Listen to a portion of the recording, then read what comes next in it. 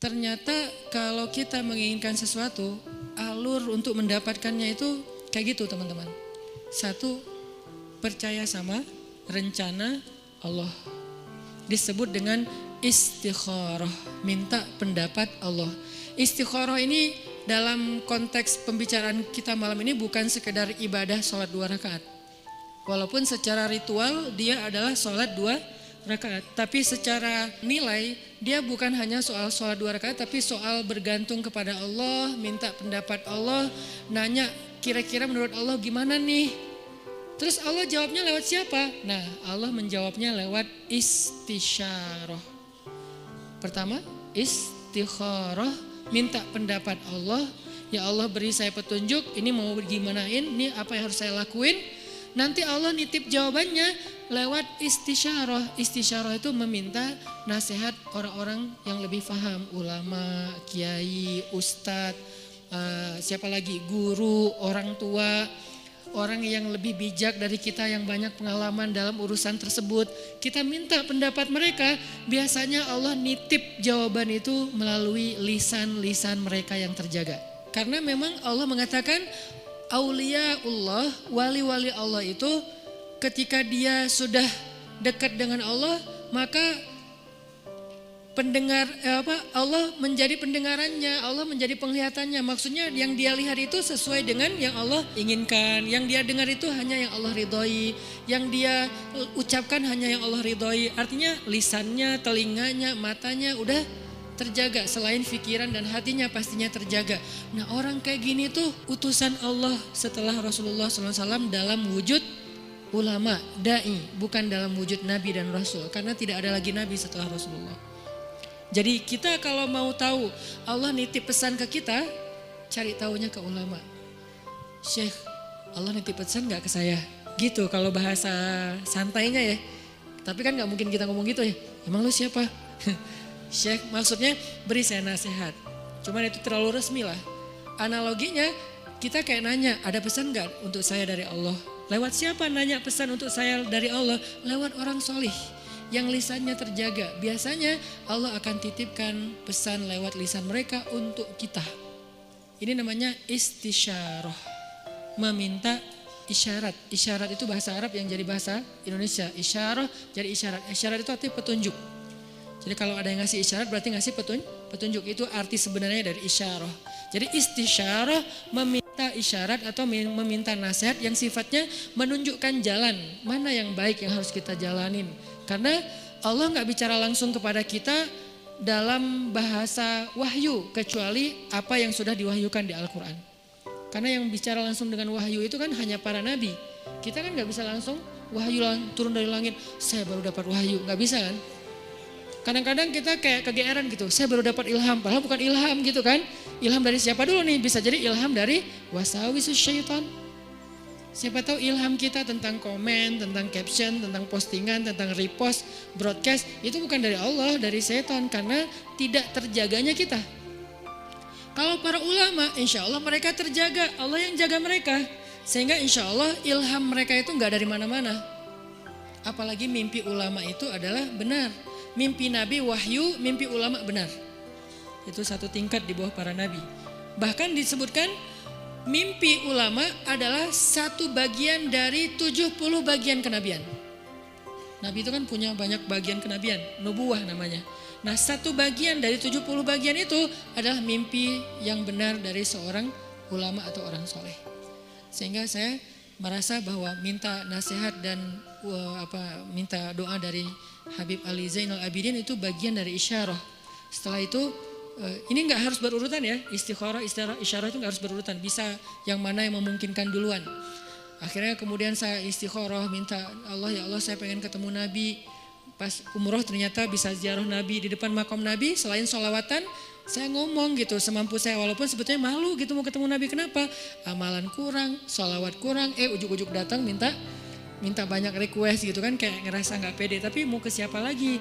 Meminta nasihat dalam bahasa kayak apa ya? Kayak orang lagi berkunjung gitu. Walaupun pastinya doanya kepada Allah. Jadi saya bukan berdoa kepada Nabi ya, berdoa kepada Allah. Cuman lagi ziarah tuh kayak ngomong gitu. Sebagaimana Nabi bicara dengan Khadijah ketika ziarah makam Khadijah. Ya Rasul, saya gimana ya? Mau gimana ini ya dakwahnya? Udah beres itu masuk ke Raudhah, ya Allah beri saya petunjuk. Doa yang saya nggak pernah tinggalkan, Rabbana atina min ladunka rahmah wa hayyi' lana min amrina rasyada. Kalimat terakhir itu tuh, wa hayyi' lana min amrina rasyada. Ya Allah siapkanlah untuk saya petunjuk dalam urusan saya. Mau gimana nih kalau bahasa sederhananya? Ternyata Allah beri petunjuk lewat doa tadi para orang soleh, kemudian mimpi, kemudian dapat sebuah kejutan dari Allah yang mungkin sebagian orang melihat kejutan ini sebagai sesuatu yang sedih, musibah, ujian. Tapi saya ngelihatnya ini bukan ujian, ini justru jawaban dari doa saya bahwa Allah ingin memberikan celah. Oh gini masuknya, sehingga akhirnya saya merasa bahwa saya mendapatkan apa yang saya minta. Ini sebagai testimoni orang yang pernah mencoba jalur itu ternyata berhasil, maka coba deh dalam urusan kita. Gimana? Istikharah, istisyarah, istifta. Apa itu istifta? Istifta dari kata fatwa. Bahasa Arab kalau ada ista, alif, sinta, itu artinya meminta. Apaan minta apa gitu. Ini kode gitu. Jadi kalau dalam grammar bahasa Arab ada alif sin ta itu artinya meminta. Jadi kalau istisyarah meminta isyarah, istikharah meminta khiyarah, istifta meminta fatwa. Jadi minta fatwa. Minta fatwa itu mana?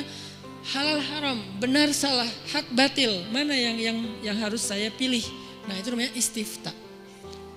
Sehingga datangnya harus kepada ulama. Kalau istisyarah boleh ulama, boleh orang bijak, boleh orang tua, boleh orang soleh yang ahli ibadah gitu kan. Bisa jadi ahli ibadah itu teman kita sendiri atau siapapun yang kita kenal. Tapi kalau istifta harus ulama. Kalau di Indonesia ulama yang tergabung dalam sebuah organisasi yang resmi, majelis ulama. Itu yang masalah istifta. Dan yang keempat, ini yang paling penting, istiqomah. Apa arti istiqomah? Banyak orang mengartikan istiqomah itu terus menerus, bukan. Itu namanya dawam. Kalau kita sholat tahajud setiap malam selama setahun namanya dawam dengan tahajud. Disebut orang yang qawwam. Kalau sekali doang, qaim. Kalau kita puasa setiap Senin Kamis selama bertahun-tahun namanya dawam, berpuasa. Disebut dengan shawwam. Kalau sekali doang, shaim. Kalau cewek, shaimah. Nih. Berarti so'imah ini puasa cowok, puasa cewek. So'imah. Kalau udah sering, sawwamah. Kalau qiyam, qaimah. Kalau udah sering, qawwamah. Itu dalam bahasa Arabnya. Nah, itu namanya dawam.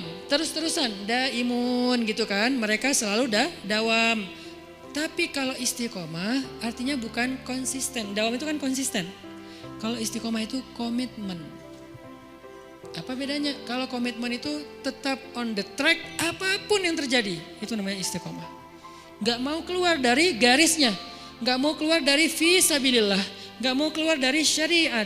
Dengan batasan syariat yang luas pastinya. Jangan sampai kita menuduh orang udah keluar dari batasan syariat padahal batasan kita sempit. Bisa jadi dia gak keluar. Cuman batasan kita yang sempit. Harusnya syariat itu luas. Keluasan syariat tergantung wawasan Islam kita.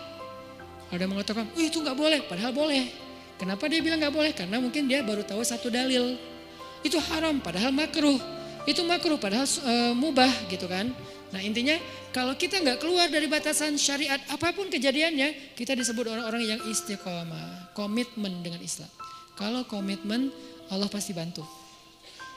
Innalladzina qalu rabbunallah tsumma istaqamu. Allah bantu apa? Tatanazzalu alaihil malaikah, malaikat turun. Kemudian Allah menolongnya, Allah menjauhkannya dari musuh. Nah ini 4 cara untuk sampai kepada kebaikan yang kita harapin. 1, minta pendapat Allah. 2, minta pendapat orang bijak. 3, minta pendapat ulama. 4, kalau udah tahu dari 3 itu ilham, kemudian isyarah, kemudian fatwa, maka fastaqim. Fastaqim. Tetaplah di situ, jangan melenceng walaupun sekedar mata ataupun perasaan.